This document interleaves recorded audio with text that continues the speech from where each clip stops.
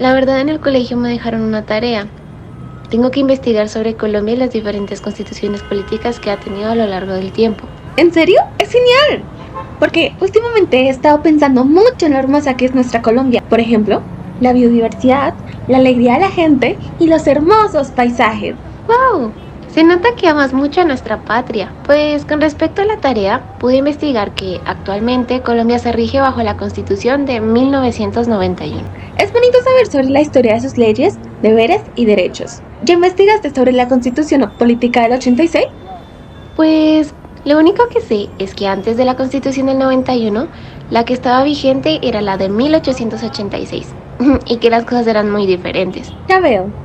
Tal vez el abuelo y la abuela nos podrían ayudar. Ellos saben muchas cosas sobre nuestra Colombia. Hola, mis hijas, qué sorpresa. ¡Bonita! ¿El abuelo está? Sí, hijas, está en la sala. Hola, abuelo. ¿Cómo estás? Mira que María está haciendo una tarea que trata sobre la Constitución Política de Colombia en el año 1886. Hey, hola mis princesas. Llegaron a tiempo, ya empezó a llover. Yo me encuentro muy bien, gracias por preguntar. Bueno, mija, parece muy interesante tu tarea. Estás de mucha suerte, porque soy un experto en esto. Además, tuve la oportunidad de estar presente en aquellos tiempos. Pero también recuerda que conociste al amor de tu vida. Sí, Priscila. ¿Cómo se me va a olvidar este detalle tan importante? Bueno, mis queridas niñas, pónganse cómodas porque les voy a leer la historia de nuestra Colombia. Mientras tanto, déjenme buscar el libro y mis gafas. Mientras, yo les voy a preparar algo de comer. Mírenlo acá. Ya encontré el libro. Ay, Dios. Priscila, ¿sabes qué hice con mis gafas? No las veo por ningún lado. Y tú sabes que sin ellas no puedo leer. Pedro, por Dios, pero si las tienes en la cabeza. Ay, santo Dios, qué despistado soy. Bueno, sí. ¿A qué iba? Ah, ya. Voy a narrarle la historia de nuestra gloriosa y más longeva constitución que ha tenido nuestro país. Bueno, por ahí en el año 1885, cuando su abuela y yo éramos muy pequeños, nuestro país era federal, o sea, que cada pedacito de tierra tenía cierta independencia para tomar sus propias decisiones. Sin embargo, algunas personas pensaban que el federalismo causaba problemas y que el Estado necesitaba más orden y unidad. Entonces los líderes del país se reunieron y emprendieron un gran proyecto. Ellos buscaban un cambio, un nuevo comienzo, lo que los llevó a proponer un nuevo orden político y social. Una nueva constitución política. Fue como si todas las piezas de un rompecabezas se unieran para formar una imagen más grande. Eso sí, era una ardua misión. Y para muchos, también un acto rebelde y desafiante. Les voy a dar una pista. Eso pasó cuando nos llevamos a Estados Unidos de Colombia. Ay, patria mía, qué tiempos. Sí, querido, unos tiempos memorables. Pero recuerda decirles también que cuando se fue el federalismo, llegó una Colombia fuertemente autoritaria y centralista, enmarcada en la constitución política más longeva que ha tenido nuestro país, la Constitución del 86, que duró 104 años, 104 años. Este deseo de reformar a Colombia llevó a dos hombres principalmente a diseñar la nueva estructura que regiría el país. Ellos fueron, si no mal recuerdo, Rafael Núñez y Miguel Antonio Caro. Sí, quienes consideraban que la Constitución de 1863 era bastante liberal para su gusto, así que debían crear nuevas reglas del juego en la vida política y social de nuestra tierra. Esos dos hombres eran muy increíbles en su trabajo y los admiro demasiado por eso. Recuerdo que don Rafael Núñez era un hombre muy sabio y visionario que destacaba. Es cierto que era de estatura mediana, pero su presencia imponente llegaba a cualquier habitación en la que entrara. Aunque nació en el siglo XIX, Su espíritu siempre pareció estar un paso adelante de su tiempo. Mis papás solían escucharlo en la radio y ver su rostro en las primeras planas de los periódicos de aquella época. Otra cosa en que se me hacía interesante es que parecía ser un erudito, gracias a que le apasionaba muchas cosas. Muy polifacético ese hombre. Con eso hizo y deshizo, porque fue abogado, filósofo, profesor y hasta juez en Panamá. También tenía un gusto exquisito por las letras y el arte, cosa que le daba bien, ¿pa' qué?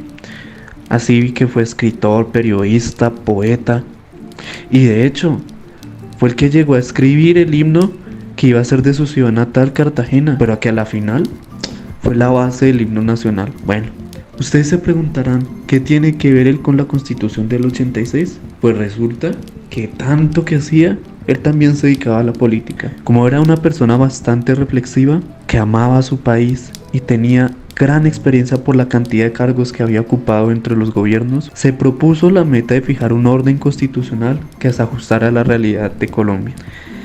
Quería algo así como un traje a la medida, algo que volviera una convivencia social armoniosa, justa y pacífica para nuestra Colombia. Claro, que eso no fue nada fácil ni rapidito.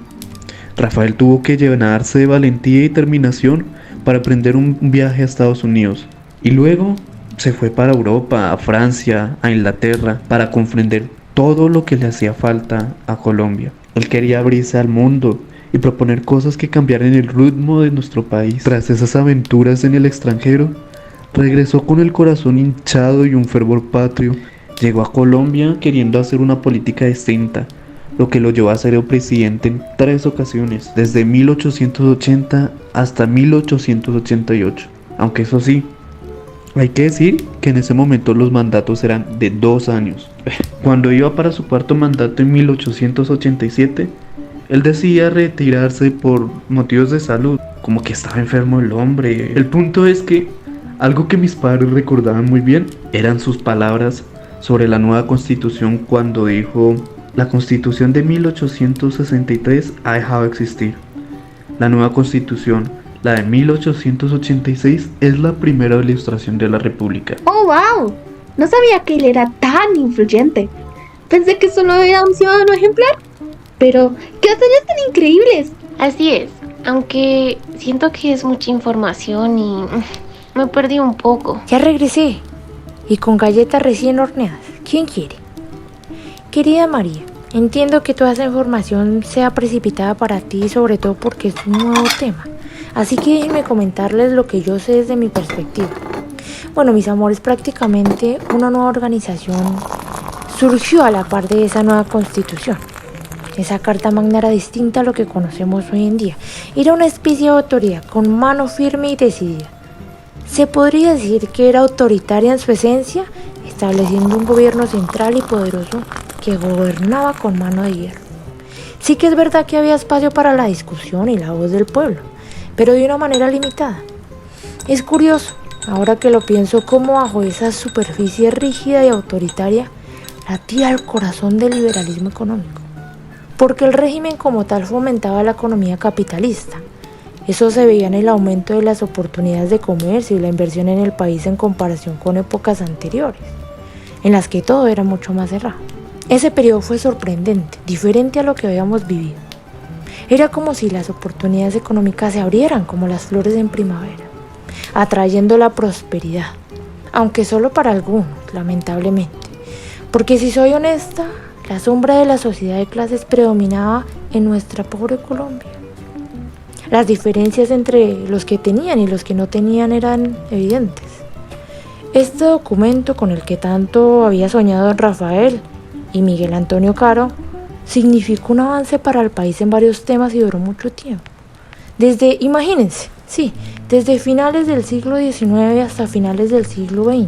Los procesos políticos sin duda eran diferentes. Los ciudadanos elegían directamente a los consejeros municipales y a los diputados departamentales, pero únicamente quienes sabían leer y escribir o tuviesen ingresos altos o propiedades podían votar por el presidente y el vicepresidente. Si lo analizamos, eso refleja una restricción democrática para la otra parte de la sociedad.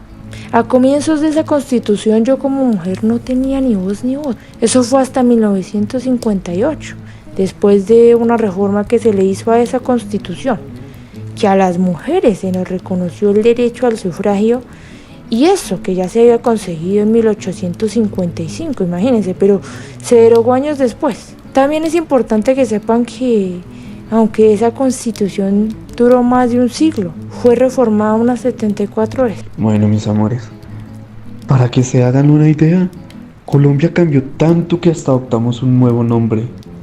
Pasamos de ser los Estados Unidos de Colombia a la República de Colombia. Se dividió el poder entre ramas.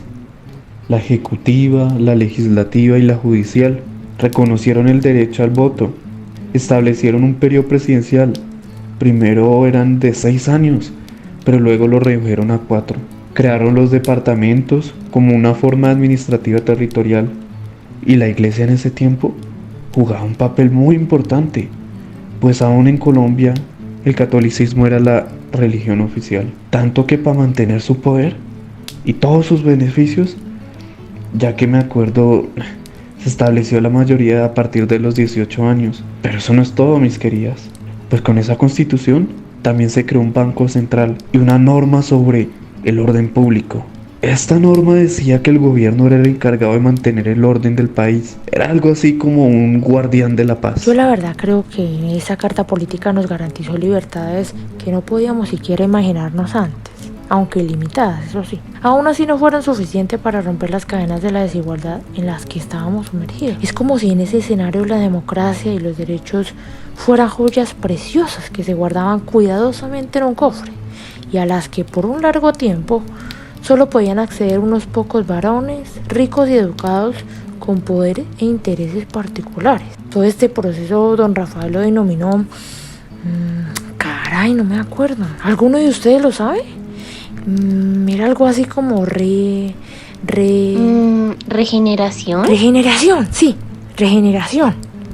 Su objetivo era cambiar la organización que tenía el gobierno y la sociedad colombiana. Vaya, recuerdo que en el colegio me contaron que, como en toda historia, siempre surgen problemas e inconformidades, y que en este caso, muchas personas en las regiones no estaban contentas porque sentían que el gobierno central tenía demasiado poder. Gracias a esto, se dieron discusiones y peleas, un conflicto histórico entre el centro y las provincias. Recuerdo que mi profe me dijo algo curioso que pasaba con las leyes, y es que, aunque la constitución era muy importante, en la práctica muchas veces la gente seguía más las reglas del Código Civil. Mi profe, con su voz impotente, dijo: pero como si la constitución y el Código Civil fueran amigos inseparables. Así es, tu profesora tiene razón, se ve que es buena. En verdad que Colombia tiene mucho por contar. Ay, abuelitos, muchas gracias por lo que hicieron por mí. Aprendí un montón. Ya todo está más claro. Creo que, en resumen, la Constitución del 86 cambió muchas cosas en Colombia. Se caracterizó por unir al país, aunque también lo hizo más centralizado y autoritario. Así que era obvio que aún eran necesarios algunos cambios, pues aún habían cosas por arreglar. Me encanta la manera tan entretenida en la que explican lo que pasó en aquellos años. ¿Qué haría sin ustedes?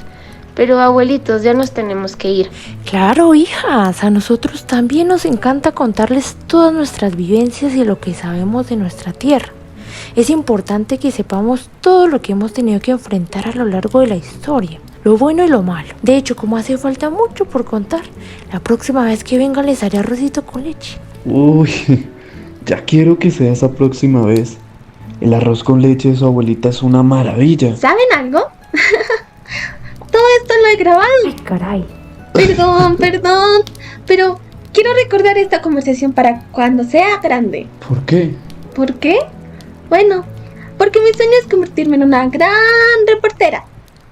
Abuelita, abuelito, cuando otras personas escuchen esta historia, ¿creen que deberíamos preguntarles a ellos qué enseñanzas les dejó tan magnífico relato? Ojalá aprendan tanto como lo hicimos nosotras. Eso sería magnífico. Ay, hija, tú y tus ocurrencias. Bueno, vayan, pregúntenle a sus amiguitos. Pero qué creatividad. Mijas, ¿saben? La respuesta que más me gusta y me transporte a tan bellas épocas, le haré un regalo. Y por supuesto unas cuantas de las deliciosas galletas que horneó su abuela. Y cuénteme qué sabe de su tierra, cuénteme qué sabe de su abuela, cuénteme qué sabe del maíz, o acaso ha olvidado sus antepasados y su raíz. Dibújeme el árbol del cacao mientras se toma ese chocolate con pan tostado. Dígame su merced, ¿qué sabe del asadón? Ese es el que le trae a usted las sopitas al cucharón. Y cuénteme qué sabe de su tierra, cuénteme qué sabe de su abuela, cuénteme qué sabe del maíz, o acaso ha olvidado sus antepasados y su raíz.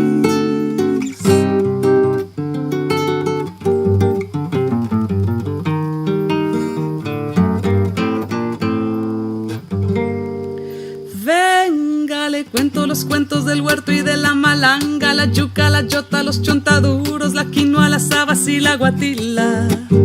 Le tengo el guandú, las arracachas y la calabaza. Le traigo guineos, también chachafrutos y unas papitas en la mochila. Ay, perdón, señor, por ser yo tan imprudente. Es que a veces me llegan estos pensamientos irreverentes. ¿Pa' qué va usted querer saber sobre el arao? Si allí en la esquina lo encuentra toitico bien empacao.